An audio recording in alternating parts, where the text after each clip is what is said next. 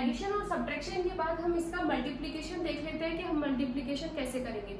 जब हमने एडिशन और सब्ट्रैक्शन किए थे तो हमने देखा था कि उसका ऑर्डर जो है वो क्या होना चाहिए, सेम होना चाहिए। लेकिन मल्टीप्लिकेशन के अंदर क्या होता है, सपोज एक आप मैट्रिक्स आपने लिखी है m इंटू n की, और जो b मैट्रिक्स लिखी है वो आपने ऑर्डर जो होगा n इंटू p का, ठीक है।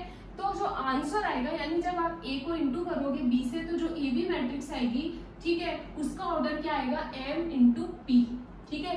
तो ये चीज आपको यहाँ ध्यान रखनी है। कैसे कि जब कोई भी दो मैट्रिक्स को अगर आप इंटू कर रहे हो तो जो इसका जो कॉलम है ना, ये रो है, ये कॉलम है, वो आगे वाली मैट्रिक्स के रो के क्या होना चाहिए, इक्वल होना चाहिए। ये ध्यान आपको रखना है। अगर यहाँ पे m लिखा है मैंने, तो यहाँ भी मैंने m लिखा है, ठीक है। और जो बाकी आंसर आने वाला है वो इसका रो और उसका कॉलम आ जाएगा, ठीक है ना।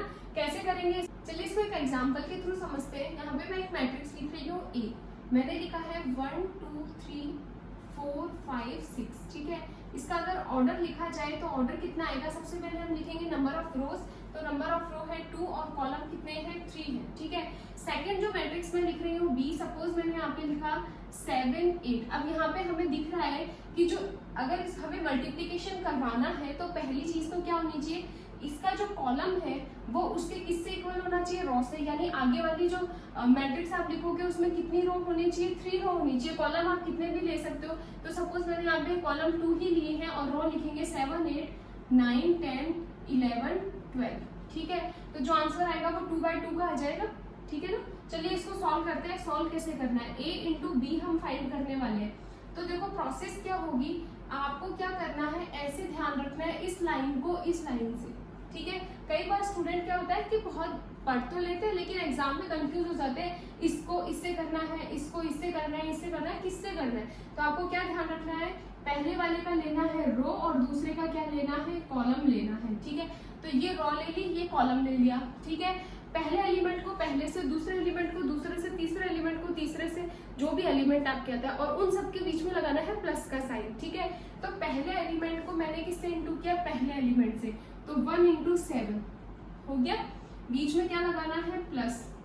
दूसरा एलिमेंट को दूसरे से, तो 2 इंटू 9, यहाँ आप डॉट भी लगा सकते हो। थर्ड फिर आएगा प्लस, और फिर 3 को किससे करना है, 11 से, 3 इंटू 11, ठीक है। ये पेयर मैंने यहाँ पे लिख दिए। पहले एलिमेंट को पहले एलिमेंट से इंटू किया, प्लस। दूसरे को दूसरे से किया, प्लस। तीसरे को किससे किया, तीसरे से किया, ठीक है। उसके बाद हमें क्या करना है, इस रो को जाना है नेक्स्ट कॉलम से, तो वो लिखेंगे हम यहाँ।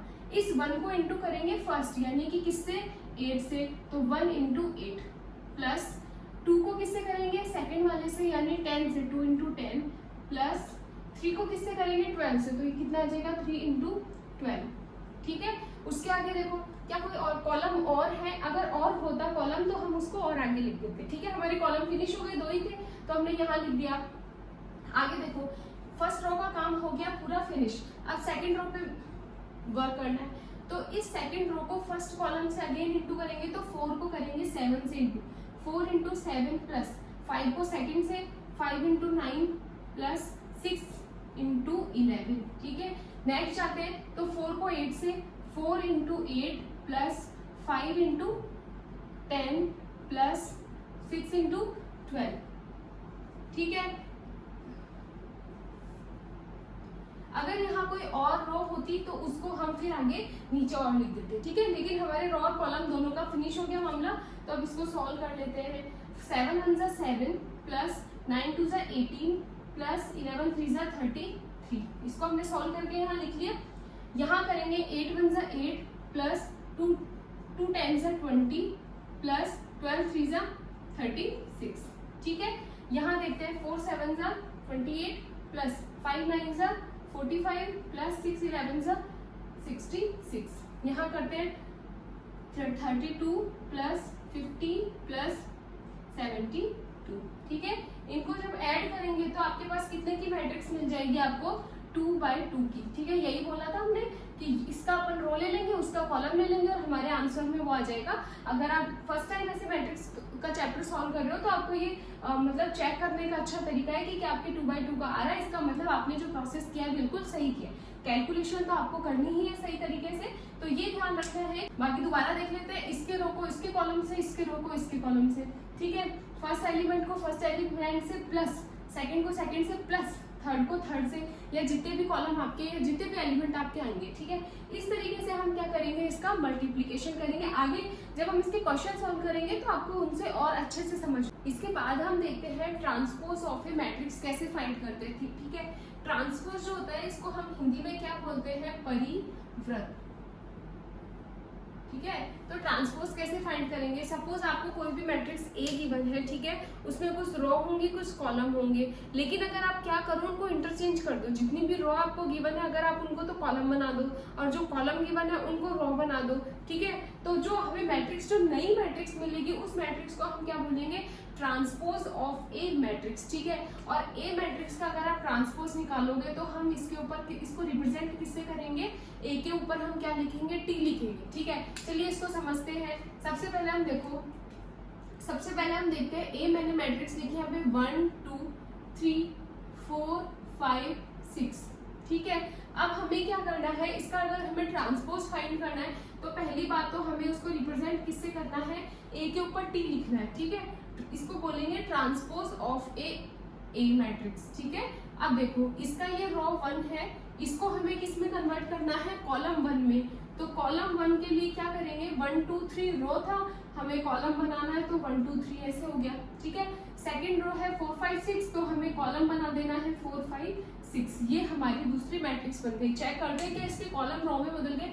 इसका पहला कॉलम था 1 4, इसकी रो हो गई 2 5, ये रो हो गई 3 6, तो ये रो हो गई, ठीक है। तो ये बेसिक नॉर्मल सी चीज है कि ए का ट्रांसपोज हम कैसे फाइंड करेंगे, ठीक है। अब एक चीज और आपको ध्यान रखनी है, अगर आप ए का ट्रांसपोज का फिर से ट्रांसपोज कर देते हो तो हम देखते हैं कि क्या आता है, ठीक है। सपोज ये आपका ए का ट्रांसपोज है, इसका हम दोबारा ट्रांसपोज करते हैं,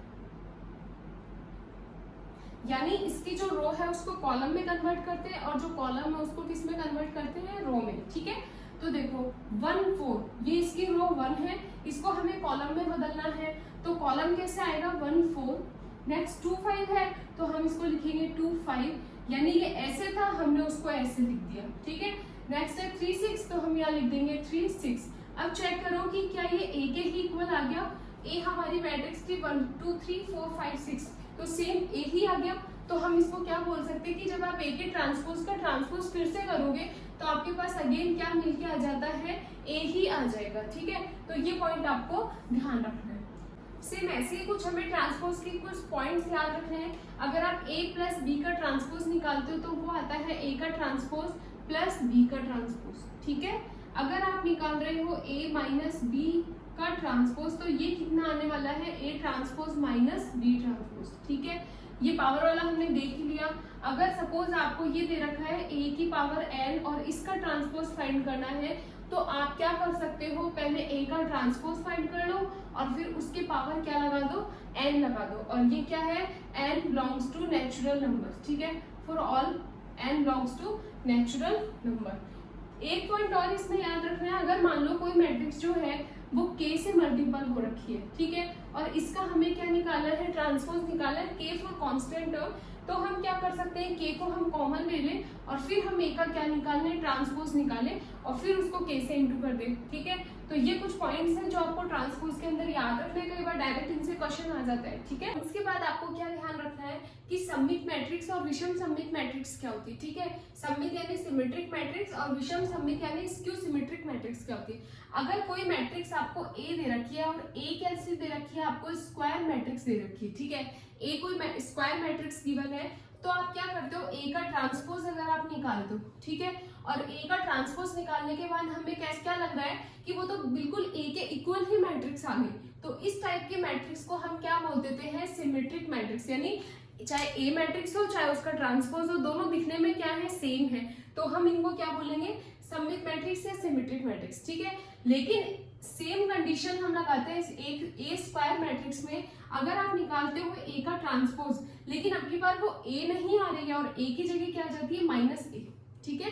कैसी मैट्रिक्स आ गई, माइनस ए आ गई, तो इस टाइप की जो मैट्रिक्स होती है उनको हम क्या बोलते हैं, विषम सममित या फिर स्क्यू सिमेट्रिक मैट्रिक्स। ठीक है, तो ये 2 पॉइंट भी आपको इस ट्रांसपोज ऑफ ए मैट्रिक्स की टर्म में याद। इसके आगे आपको एक पॉइंट और ध्यान रखना है, अगर आपको किसी मैट्रिक्स ए को, ठीक है, जो कि आपको स्क्वायर मैट्रिक्स गिवन है, अगर आप उसको सिमेट्रिक और नॉन सिमेट्रिक या फिर स्क्यू सिमेट्रिक मैट्रिक्स की टर्म में लिखना चाहते हो तो उसका केवल एक ही तरीका होता है, a is equal to half a plus a raise to t, या transpose of A plus half a minus transpose of a matrix. ठीक है, केवल इसी फॉर्म में आप क्या कर सकते हो, सिमेट्रिक और नॉन सिमेट्रिक में के टर्म में आप लिख सकते हो मैट्रिक्स ए को, जो कि स्क्वायर मैट्रिक्स है। तो ये किसको रिप्रेजेंट करने वाला है, सिमेट्रिक को, और ये वाला किसको रिप्रेजेंट करने वाला है, नॉन सिमेट्रिक मैट्रिक्स, या फिर हम क्या बोल सकते हैं, स्क्यू सिमेट्रिक मैट्रिक्स को। ठीक है, तो ये चीज पे आपको याद, मैट्रिक्स के हमने छोटे छोटे खूब सारे पॉइंट्स कर लिए। मैट्रिक्स में इतना पढ़ने के बाद हमारा नेक्स्ट टॉपिक आता है सारणिक या फिर डिटर्मिनेंट ऑफ ए मैट्रिक्स। ठीक है, यानी किसी भी मैट्रिक्स, कोई भी मैट्रिक्स आपको गिवन हो तो हम उसका सारणिक कैसे फाइंड करेंगे, उसका डिटर्मिनेंट कैसे फाइंड करेंगे। सबसे पहली चीज तो जब भी आपको डिटर्मिनेंट फाइंड करना है तो जो मैट्रिक्स गिवन है वो कैसी मैट्रिक्स होनी चाहिए, स्क्वायर मैट्रिक्स होनी चाहिए। ठीक है, अगर कोई मैट्रिक्स स्क्वायर मैट्रिक्स नहीं है तो उसका डिटर्मिनेंट आप नहीं फाइंड कर सकते, तो ये पॉइंट आपको ध्यान रखना है। अब इसको शो कैसे करते हैं, सपोज ए आपको एक स्क्वायर मैट्रिक्स गिवन है और इसका डिटर्मिनेंट फाइंड करना है, तो हम इसको कैसे रिप्रेजेंट करेंगे, ऐसे मोड लगा के। ठीक है, या फिर हम क्या लिख सकते हैं, डिटर्मिनेंट ऑफ ए, ब्रैकेट में आप लिख दीजिए उसको।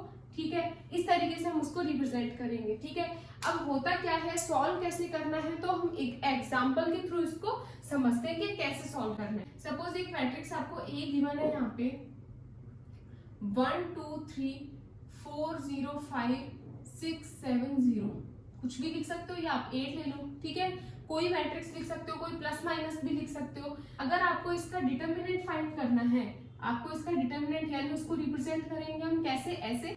तो हम क्या करेंगे, जो मैट्रिक्स का ब्रैकेट है इसको भी हम किस साइन में लगा देंगे, मोड के साइन में। तो मोड लिखने के बाद हमें अगेन नंबर तो हमारे वैसे के वैसे लिखेंगे, 1 2 3 4 0 5 6 7 8। ठीक है, मैट्रिक्स नहीं आएगा, यहाँ पे क्या आएगा, अपने सिंपल सा क्या आएगा, मोड आएगा। ठीक है, अब हमें क्या करना है, इसकी कैलकुलेशन करनी है। ध्यान रखना है कि नॉर्मल मैट्रिक्स में अलग अलग एलिमेंट होते हैं।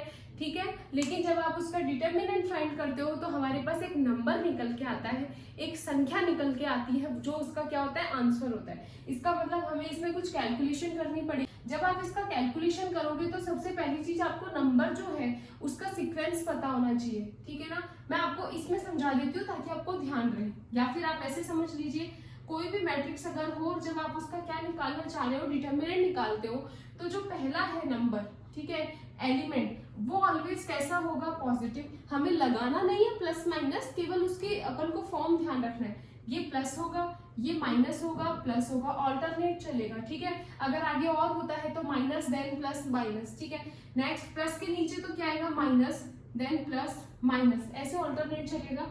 अब क्या आएगा, प्लस माइनस प्लस। ठीक है, इस तरीके से आपको इनके साइन ध्यान रखने हैं, क्योंकि हमें साइन लगाने होते हैं। और एक इंपॉर्टेंट थिंग, जब भी स्टूडेंट ये क्वेश्चन करते हैं तो सबसे बड़ा जो झोल उनका मैट्रिक्स में निकल के आता है ना, वो यही आता है, क्योंकि वो क्या होता है, ध्यान, अगर इसमें माइनर से भी मिस्टेक होती है ना तो मेजर प्रॉब्लम हो जाती है। ठीक है, तो ध्यान रखना है आपको कि बिल्कुल भी साइंस को लेके बिल्कुल भी आपको गड़बड़ नहीं करनी। तो चलिए इसको सॉल्व कर लेते हैं। ठीक है, कैसे सॉल्व करेंगे, आप कोई भी एक रो उठा सकते हो, चाहे तो आप रो 1 ले लो, रो 2 ले लो, रो 3 लो, कोई भी रो ले लो। सपोज अपन ने 1 रो ली, तो उसका एक पहला एलिमेंट मैंने लिया, कितना, 1 एलिमेंट है, उसका कितना लिखा हुआ है, 1, तो हम यहाँ लिखेंगे 1।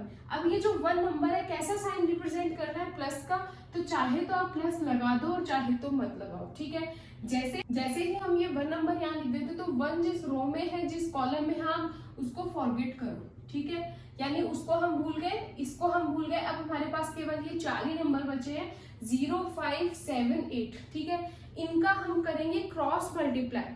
क्रॉस मल्टीप्लाई मतलब 8 को तो इंटू करेंगे 0 से, और 7 को इंटू करेंगे किससे, 5 से, और बीच में साइन लगाना है माइनस का। ठीक है, चलिए सबसे पहले आपको क्रॉस मल्टीप्लाई इनको करना है, इनको नहीं करना है, इनको पहले 8 को 0 से इंटू करना है, तो मैं लिखती हूँ 8 इंटू 0 माइनस 7 इंटू 5। समझ में आ गई ये वाली चीज? ठीक है, हमने पहला एलिमेंट उठाया है तो रो को भूल गए, कॉलम को भूल गए, तो मैंने लाइन लगा के आपको बता दिया। अब अंदर 4 ही एलिमेंट बचे हैं, 0, 5, 7, 8। इनका करेंगे क्रॉस मल्टीप्लाई। 8 को करेंगे 0 से इंटू, माइनस 7 को करेंगे 5 से इंटू। ठीक है, क्रॉस मल्टीप्लाई यही होता है, यानी अब 1 का प्रोसेस इतना करके खत्म। ठीक है, नेक्स्ट जो आता है हमारा एलिमेंट, हमें दूसरा उठाना है, तो इस रो का जो सेकंड नंबर का एलिमेंट है उसको हम उठाते हैं। फर्स्ट जो एलिमेंट लेके हमने काम कर लिया, अब हमें कौन सा एलिमेंट लेना है? 2। ठीक है, तो 2 जब हम लेंगे तो इसका रो और इसका कॉलम को तो हमें भूल जाना है, लेकिन 2 किस साइन को रिप्रेजेंट कर रहा है? नेगेटिव को। तो हम यहाँ क्या लगाएंगे? -2। नॉर्मल से लिख देंगे -2। अब देखो 4, 5, 6, 8। ठीक है, 4 नंबर तो इसके भी आए हैं, तो क्रॉस मल्टीप्लाई अगेन करेंगे। 8 को किससे इंटू करना है? 4 से। तो हम यहाँ क्या लिखेंगे? 8 इंटू 4 माइनस 6 को इंटू किससे करना है? 5 से, तो 6 इंटू 5। 2 का काम खत्म। अब नेक्स्ट एलिमेंट को देखते हैं। हम नेक्स्ट एलिमेंट क्या गिवन है? हमें यहाँ पे 3 गिवन है, तो 3 को लिया हमने, तो कॉलम और रो और कॉलम को ध्यान नहीं देना। नंबर हमारे पास आए 4, 0, 6, 7। ठीक है, अगेन इनका 3 का हम देख लेंगे, प्लस साइन है, तो हम क्या लिखेंगे यहाँ पे? +3। 4 और 7 का क्रॉस मल्टीप्लाई, 6 और 0 का क्रॉस मल्टीप्लाई इंटू करेंगे, तो 4 इंटू 7 माइनस 6 इंटू 0। ठीक है, अब बस हमें इसको सॉल्व करना है, और जो भी हमारे पास नंबर आएगा वो इस मैट्रिक्स का क्या आ जाएगा? Determinant of A matrix A, या फिर हम इसको इससे रिप्रेजेंट कर देंगे। ठीक है, ये इसका सॉल्यूशन हो जाएगा। चलो करके देख लेते हैं। 1, 8 को 0 से इंटू करेंगे, तो 0 माइनस 7 5 जा 35। ठीक है, -2, 8 4 जा 32, माइनस 30, +3 28 माइनस 0। नेक्स्ट -35 को 1 से जब इंटू करेंगे तो -35, -2, इसको सॉल्व करेंगे। 32 माइनस 30 कितना आएगा? 2, +3 28। ठीक है, इसको तो सॉल्व करना बिल्कुल इजी है। आप इसको सॉल्व करके इसका क्या फाइंड कर सकते हो? डिटर्मिनेंट फाइंड कर सकते हो। इस तरीके से आप इसको सॉल्व करोगे। ठीक है ना, ध्यान रखना है क्रॉस मल्टीप्लाई, साइंस ध्यान रखना है नंबर के कि क्या क्या अपन को साइन लेने हैं। बिल्कुल भी इसमें गलती नहीं होनी चाहिए। ये वाला पॉइंट जो है मैट्रिक्स का बहुत प्रैक्टिस मांगता है। ठीक, अगर आपको वीडियो पसंद आए तो वीडियो को लाइक कीजिए, चैनल को सब्सक्राइब कीजिए। Thank you so much.